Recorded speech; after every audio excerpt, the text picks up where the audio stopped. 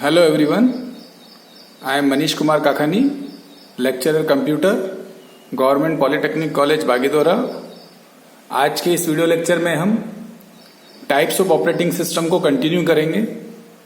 तो मेनली हम इस पीपीटी में सर्वर क्लाइंट ऑपरेटिंग सिस्टम और मेन फ्रेम ऑपरेटिंग सिस्टम के बारे में पढ़ेंगे। तो चलिए शुरू करते हैं। तो सबसे पहले हम समझते हैं कि सर्वर और क्लाइंट क्या होता है। तो सर्वर और क्लाइंट दोनों ही एक कंप्यूटर होते हैं।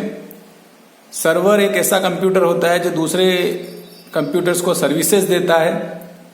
सर्वर एक बहुत ही हाई कॉन्फ़िगरेशन वाला कंप्यूटर होता है जिसकी मेमोरी बहुत ज़्यादा होती है, जिसकी प्रोसेसर की कैपेसिटी बहुत हाई होती है और वो दूसरे कंप्यूटर्स को सर्विसेज देता है।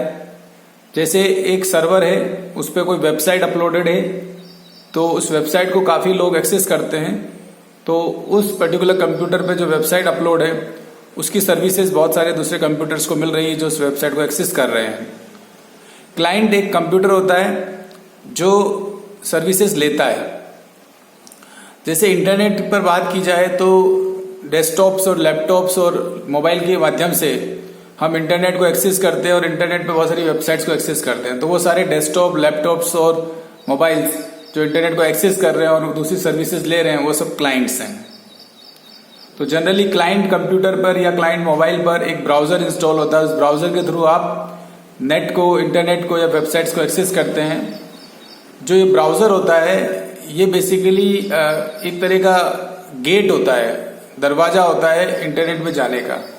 जब आप ब्राउजर पर काम कर रहे हो तभी आप ब्राउजर के थ्रू इंटरनेट को एक्सेस कर सकते हो। अब हम समझते हैं सर्वर के बारे में। इन information technology, a server is a computer program that provides services to other computer program and their users in the same or other computers। कहने का मतलब ये हुआ, जैसा कि हम ऑलरेडी डिस्कस कर चुके हैं कि सर्वर जो है वो एक कंप्यूटर प्रोग्राम है या computer program installed on a computer है जो दूसरे कंप्यूटर्स को या दूसरे कंप्यूटर प्रोग्राम को या दूसरे यूजर्स को सर्विसेज प्रोवाइड करता है। सर्वर जो होते हैं बहुत ही पावरफुल कंप्यूटर्स होते हैं। यहाँ पावरफुल का मतलब मस्कुलर पावर नहीं है, यहाँ पावरफुल का मतलब है उसकी प्रोसेसिंग पावर, उसकी मेमोरी स्टोरेज कैपेसिटी, उसके ग्राफिक्स कार्ड्स, उसकी कैपेसिटी, कितने इंस्ट्रक्शन को वो पर सेकेंड्स एग्जीक्यूट करता है, पर सेकेंड्स कितने इंस्ट्रक्शन को वो प्रोसेस करता है। तो ये पावरफुल कंप्यूटर हुआ। Always run network. सर्वर्स जो है नेटवर्क पे काम करते हैं क्योंकि नेटवर्क के थ्रू ही सर्वर्स जो है दूसरों को सर्विसेज दे पाएंगे। सर्वर कई तरह के होते हैं, जैसे client database server, application server, print server इत्यादि। जितना पावरफुल सर्वर होगा उतना ही सिक्योर और रिलायबल होगा। अब सर्वर के केस में रिलायबिलिटी और सिक्योरिटी बहुत इंपॉर्टेंट है क्योंकि सर्वर जो सर्विसेज दे रहा है वो अगर प्रॉपरली यूजर्स को टाइमली ना मिले, अवेलेबल ना हो तो अनरिलायबल सर्विसेज हो जाएंगी, तो यूजर्स आपके ब्रेक हो जाएंगे। सिक्योर होना भी जरूरी है क्योंकि जो भी आपके सर्विसेज यूज कर रहा है अगर उसको सिक्योरिटी प्रोवाइड नहीं करेंगे तो भी आपके क्लाइंट जो है वो ब्रेक होने के चांस रहेंगे। तो सिक्योर प्लस पावरफुल, दोनों सिक्योर, पावरफुल एंड रिलायबल तीनों ही होना जरूरी है। अब क्लाइंट सर्वर मॉडल का एग्जांपल देखते हैं हम। तो ये जो हमारा बिग बॉक्स दिख रहा है वो सर्वर है। सर्वर क्योंकि बहुत हाई कॉन्फ़िगरेशन सिस्टम होते हैं। IBM एक कंपनी जो सर्वर्स को बनाती है। स्विच एक नेटवर्किंग डिवाइस है जो काफी सारे कंप्यूटर्स को कनेक्ट करता है। क्लाइंट 1, क्लाइंट 2, क्लाइंट 3 ये सारे कंप्यूटर स्विच से कनेक्ट हैं। प्रिंटर एक पेरिफेरल डिवाइस है जो भी स्विच के थ्रू कनेक्टेड है। ये क्लाइंट सर्वर मॉडल है जिसमें एक सर्वर को सभी क्लाइंट्स जो है एक्सेस कर रहे हैं, यूज कर रहे हैं। इस तरह से ये क्लाइंट सर्वर मॉडल काम करता है। अब क्लाइंट की डेफिनेशन की बात करते हैं हम। Client is a requesting program. एक ऐसा प्रोग्राम जो दूसरों से रिक्वेस्ट करता है। जो इंटरनेट के ऊपर बात करें तो HTTP रिक्वेस्ट भेजता है। और user in a client server relationship. For example, the user of a web browser is effectively making client request for pages from server all over the web. Internet के ऊपर बात करें तो जो क्लाइंट्स होते हैं वो मोबाइल फोन्स, डेस्कटॉप, लैपटॉप्स और किसी ब्राउजर की हेल्प से, वो सॉफ्टवेयर कौन सा होगा, प्रोग्राम कौन सा होगा, ब्राउजर, उस ब्राउजर की हेल्प से इंटरनेट को एक्सेस करते हैं, वेबसाइट्स को एक्सेस करते हैं, वेबसाइट्स के को रिक्वेस्ट करते हैं, HTTP रिक्वेस्ट भेजी जाती है, तभी वो वेबसाइट का होम पेज या वेबसाइट का कंटेंट आपके ब्राउजर पे अपीयर होता है। तो इस तरह से ये काम करते हैं। सर्वर को रिक्वेस्ट भेजी जाती है क्लाइंट के द्वारा। क्लाइंट जो होते हैं पावरफुल कंप्यूटर्स नहीं होते। हमारे जो जनरल लैपटॉप्स, डेस्कटॉप और हमारे मोबाइल, ये सब स्मॉल कंप्यूटर्स है, इनकी कॉन्फ़िगरेशन बहुत लो है, इनकी रैम बहुत कम होती है, इनकी प्रोसेसिंग पावर कम होती है, इसलिए ये पावरफुल कंप्यूटर्स नहीं होते। ये सिर्फ normal day to day life में कुछ प्रोग्रामिंग करने के लिए, थोड़ा बहुत डेवलपमेंट करने के लिए, या थोड़ा बहुत हमारा जो डे टू डे एक्टिविटीज है सॉफ्टवेयर यूज करने के लिए, उनके लिए हम इसको यूज कर सकते हैं। Can be use outside a network, outside a network भी यूज किया जा सकता है। Can not operate on a network without servers, server के बगैर ये काम नहीं कर सकते, क्योंकि सर्वर की रिक्वायरमेंट रहती है बहुत सारी सर्विसेज के लिए। ये हमारा क्लाइंट सर्वर का डायग्राम है। इसमें आप ये देख सकते हैं कि सर्वर और सेंट्रल डेटाबेस यहाँ पर बना हुआ है। फिर उसके बाद ये क्लाइंट मशीन्स है, डिफरेंट मशीन्स हैं, मोबाइल क्लाइंट्स हैं, मोबाइल फोन्स हैं, वेब क्लाइंट्स हैं, डेस्कटॉप्स हैं, ये सभी सर्विसेज को यूज कर रहे हैं, तो ये सभी क्लाइंट्स हो गए। अब हमारे पास आता है main frame system. Actually computer जो है, अगर हम कंप्यूटर की बात करें तो 4 कैटेगरी में कंप्यूटर डिवाइड होते हैं। एक होता है मिनी कंप्यूटर, एक होता है माइक्रो कंप्यूटर, तीसरा होता है मेन फ्रेम कंप्यूटर और चौथा होता है सुपर कंप्यूटर। तो इनकी जो डिफरेंसेस है वो इनकी प्रोसेसिंग पावर में है, इनके साइज में है, इनके यूजेज में है, डिफरेंस है। जो मेन फ्रेम कंप्यूटर है वो इनिशियली IBM के द्वारा बनाया गया और मेनली इसको सर्वर के रूप में यूज किया जाता है मेन फ्रेम कंप्यूटर को। तो reduce setup time by batching similar jobs, setup time को रिड्यूस करते हैं। जैसे कैसे रिड्यूस करें, बैचिंग करना, मतलब बहुत सारे जॉब्स को, बहुत सारे प्रोसेसेस को मिला के एक बना देना, बैच कर देना। ऑटोमेटिक जॉब सीक्वेंसिंग, एक जॉब के बाद दूसरा जॉब कैसे एग्जीक्यूट होगा कंप्यूटर पे, उसकी सीक्वेंसिंग कर देना। उस तरह से वो ऑटोमेटिकली सीक्वेंस हो जाते हैं। Automatically transfer control from one job to another, एक प्रोसेस से दूसरे प्रोसेस पे शिफ्टिंग के लिए कंट्रोल ट्रांसफर होता है। फर्स्ट रूडिमेंट्री ऑपरेटिंग सिस्टम, ये एक फर्स्ट टाइप का ऑपरेटिंग सिस्टम था जो मेनफ्रेम सिस्टम पे काम किया गया। Resident monitor, initial control in monitor, control transfer to job, when job complete control transfer back to monitor. तो ये मतलब मेथड है किस तरह से एक मेनफ्रेम सिस्टम पे काम होता है।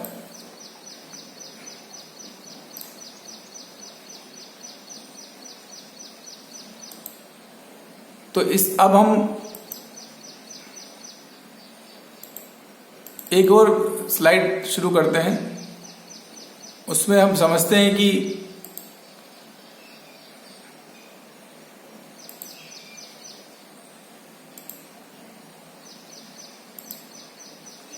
मल्टीटास्किंग और मल्टीथ्रेडिंग के बारे में समझेंगे उसमें।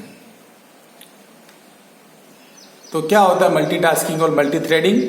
देखिए, मल्टीटास्किंग का मतलब होता है in computing, multitasking is a method by which multiple tasks, also known as processes, share common processing resource such as CPU. Multiple task का मतलब बहुत सारे multiple processes वो क्या करते हैं, CPU के common resources को share करते हैं with a multitasking operating system such as Windows XP. Windows XP एक multitasking operating system। आजकल जितने भी operating system है ज्यादातर multitasking operating system है। विंडोज के जितने भी ऑपरेटिंग सिस्टम है वो सारे मल्टीटास्किंग ऑपरेटिंग सिस्टम है। लाइनक्स भी मल्टीटास्किंग है, क्योंकि ज्यादातर ऑपरेटिंग सिस्टम मल्टीपल टास्क को एक साथ एग्जीक्यूट करते हैं एक ही सीपीयू पे।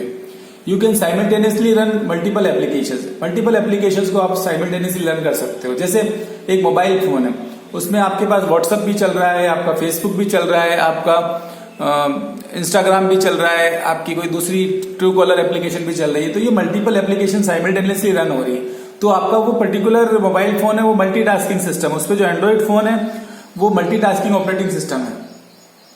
Multitasking refer to the ability of operating system to quickly switch between each computing task to give the impression that different applications are executing multiple actions simultaneously. अब इसका क्या मतलब होता है? इसका मीनिंग क्या है कि जो मल्टीटास्किंग ऑपरेटिंग सिस्टम है उसमें क्या होता है, ऑपरेटिंग सिस्टम जो होता है एक सिस्टम से, एक प्रोसेस से दूसरे प्रोसेस पे क्विकली स्विच करता है। क्विकली स्विच करने से क्या होगा, हमको ऐसा लगेगा कि हमारे मल्टीपल टास्क चल रहे हैं, लेकिन एक्चुअली टास्क सीपीयू एक टाइम पे एक ही एग्जीक्यूट करता है, लेकिन स्विचिंग इतनी फास्ट होती है कि हमें लग रहा है कि दोनों टास्क एक साथ काम कर रहे हैं। CPU clock speed have increase steady over time, not only do application run faster, but operating system can switch between application more quickly. Operating system क्या करता है, एप्लीकेशन के बीच में बहुत जल्दी क्विकली शिफ्ट करता है। इससे हमको लगता है कि हमारे मल्टीपल टास्क रन हो रहे हैं, लेकिन एक्चुअली टास्क सीपीयू एक टाइम पे एक ही रन करता है। This provide better overall performance, many action can happen at once on a computer, individual application can run faster. इससे एप्लीकेशन बहुत फास्ट रन करती है, बहुत सारे कंप्यूटर में एक साथ टास्क हो जाते हैं, बहुत सारे एक्शन एक साथ परफॉर्म हो जाते हैं। इस तरह से इफिशियंसी सिस्टम की बढ़ती है और सीपीयू का यूजेज, सीपीयू का यूटिलाइजेशन इंप्रूव होता है, ओवरऑल कॉस्ट इंप्रूव होती है। अब हमारे पास अलग अलग कोर होते हैं, जैसे single core, dual core, quad core, octa core. इसका क्या मतलब होता है? इसका मीनिंग होता है कि सिंगल कोर का मतलब प्रोसेसर की एक ही कोर है, एक ही प्रोसेसर है। मल्टीपल कोर में जैसे dual core, quad core, octa core में क्या होता है कि बहुत सारे कोर्स होते हैं, प्रोसेसर की बहुत सारी कोर्स होती है। In the case of computer with a single CPU core, only one task run at any point in time. एक टाइम पे एक ही टास्क काम करता है, meaning that CPU is actively executing instruction for that task. CPU क्या कर रहा है?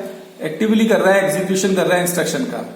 Multitasking solve this problem by scheduling which task में run at any given time and when another waiting task get turn. Multitasking क्या करता है? Problem solve करता है शेड्यूलिंग की। शेड्यूलिंग क्या करती है? शेड्यूलिंग का मतलब है किस टास्क का टर्न कब आएगा रन करने का। शेड्यूलिंग ये बताती है कि पहले ये टास्क रन करेगा, फिर ये टास्क रन करेगा, फिर ये टास्क रन करेगा। इस तरह से शेड्यूलिंग पॉलिसी की हेल्प से मल्टीटास्किंग ऑपरेटिंग सिस्टम में हम टास्क को एग्जीक्यूट करवाते हैं। अब ये देखिए सिंगल कोर है हमारे पास, ये हमारा ऑपरेटिंग सिस्टम है, ये हमारा सीपीयू का कोर है। ये सिंगल सीपीयू कोर है, सिंगल कोर हो गया, ऑपरेटिंग सिस्टम इस पे चला हुआ है। अब ये वर्ड प्रोसेसर एक प्रोसेस है, ये ईमेल है, ये ब्राउजर है, ये एंटीवायरस है। सबको वन बाय वन जो है ऑपरेटिंग सिस्टम सीपीयू पे एग्जीक्यूट कराएगा। तो सिंगल कोर पे ये इस तरह से एग्जीक्यूट हो रहे हैं, तो हमें लगता है कि ये मल्टीटास्किंग हो रहा है, लेकिन एक्चुअली ये सीपीयू पर एक टाइम पर एक ही एग्जीक्यूट होता है। लेकिन इनकी स्विचिंग इतनी फास्ट होती है कि हमें लगता है कि ये मल्टीपल टास्क एग्जीक्यूट होते हैं। प्रोसेस क्या होता है? Program in execution. जब ये प्रोग्राम जो है ड्राइव में पड़ा है, हार्ड डिस्क में पड़ा है, तब तक ये प्रोग्राम है, लेकिन जैसे ये रैम में आएगा प्रोसेस बन जाएगा। और इस प्रोसेस के कई सारे मल्टीपल थ्रेड्स होते हैं, उसी को हम टास्क कहते हैं। अब मल्टी कोर का मतलब एक से ज्यादा कोर, एक कोर नहीं, एक से ज्यादा कोर, एक से ज्यादा मतलब बहुत सारे several processes. When running a multi core system, multitasking operating system can truly execute multiple tasks concurrently. The multiple computing engine work independently on different tasks.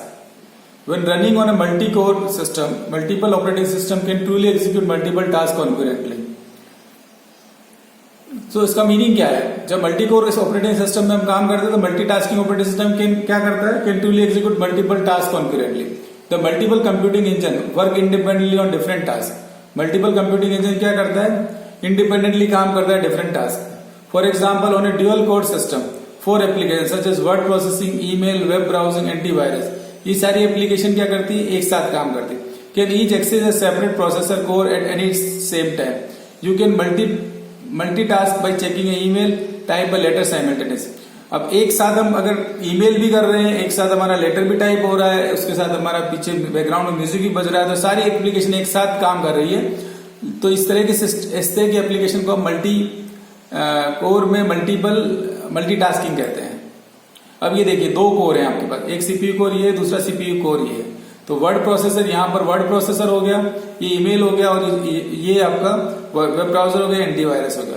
तो ईमेल और वर्ड प्रोसेसर यहाँ पर इस कोर में एग्जीक्यूट हो रहे हैं, और वेब ब्राउजर, एंटीवायरस इस कोर में एग्जीक्यूट हो रहे हैं। तो दोनों कोर पे कुछ ना कुछ एप्लीकेशन साइमल्टेनियसली चल रही है। इससे क्या होगा? इससे दोनों सीपीयू कोर बिजी रहेंगे और हमारे काम बहुत फास्ट होंगे। सीपीयू को स्विच, दिस ऑपरेटिंग सिस्टम को स्विच भी कम करना पड़ेगा इनके बीच में। तो इस तरह से क्या होगा? बहुत स्पीड हमारी इंक्रीज हो जाएगी, एफिशिएंसी बहुत बढ़ जाएगी। अब आता है मल्टी थ्रेडिंग। थ्रेड क्या होता है? थ्रेड का मतलब होता है सब प्रोसेस। थ्रेड मतलब सब प्रोसेस का एक part. Multi threading extend the idea of multitasking के आइडिया को ये एक्सटेंड करता है into application. So you can subdivide specific operation within a single application into individual threads पे काम कर सकते हैं। जैसे एक बहुत सिंपल सा एग्जांपल है मल्टी थ्रेडिंग का। मल्टी थ्रेडिंग में जैसे फॉर एग्जांपल एक कोई मूवी प्लेयर है, मूवी प्लेयर पे वीडियो डिस्प्ले हो रहा है, ऑडियो भी आ रही है, साथ में सबटाइटल भी आ रहे हैं और कुछ बैकग्राउंड प्रोसेस भी चल रहे हैं। तो video processing, audio processing and this subtitles and some background, ये सब थ्रेड्स हो गई। ओवरऑल प्रोग्राम क्या है? ओवरऑल प्रोग्राम हमारा मूवी प्लेयर है, उसके अंदर different processes, different threads simultaneously काम कर रही है। तो ये पार्ट ऑफ प्रोसेस है, threads are part of process. Each of the thread can run in parallel. सारी थ्रेड्स क्या करती है? पैरेलल में चलती है, एक साथ चलती है। The operating system divide processing time not only among different application but also among each thread with in an application. Different application के बीच में भी प्रोसेसिंग टाइम डिवाइड करता है ऑपरेटिंग सिस्टम, बट साथ में थ्रेड्स के बीच में भी टाइम डिवाइड होता है। In a multi-threaded national instrument lab, this program example application program might be divided into 4 threads. 4 thread में डिवाइड किया गया, इस एग्जांपल में समझते हैं। एक यूजर इंटरफेस थ्रेड, एक यूजर इंटरफेस होगा, एक डेटा एक्विजिशन थ्रेड जो डेटा को एक्वायर करती है वो thread, network communication and logging thread. तो इस तरह से 4 थ्रेड में डिवाइड किया, चारों थ्रेड एक साथ काम करेगी आपको। You can prioritize each of this so that they can operate independently. इनको इंडिपेंडेंटली ऑपरेट कराने के लिए आपको प्रायोरिटाइज करना पड़ेगा। Thus, in a multi-threaded application, multiple tasks can work in parallel with other applications that are running on a system. अब ये देखिए आप मेजरमेंट ऑफ कंट्रोल एप्लीकेशन, ये देखिए data acquisition, user interface, network communication, logging, ये चारों threads हो गई इस पर्टिकुलर एप्लीकेशन की। इस एप्लीकेशन के थ्रेड्स को इन कोर पे आप ऑपरेटिंग सिस्टम रन कराएगा। इस कोर पे एक थ्रेड चलेगी, जैसे डेटा एक्विजिशन यहाँ चल रही है, यूजर इंटरफेस आपकी यहाँ चल रही है। इस तरह से ये एक्विजिशन साइमल्टेनियसली ये एग्जीक्यूट होगी मल्टी थ्रेडिंग एप्लीकेशंस। इस तरह से हमारा मल्टी थ्रेडिंग में ये भी है कि in many application you can synchronously call to resources such as instruments. This instrument calls often take a long time to complete. In a single threaded application, a synchronous call effectively blocks or prevent each other task within the application from executing until the operation completes. Multi-threading prevents this blocking. Multithreading क्या करता है? Blocking को prevent करता है। While the synchronous call run on one thread, other part of the program then do not depend on this call, run on different threads.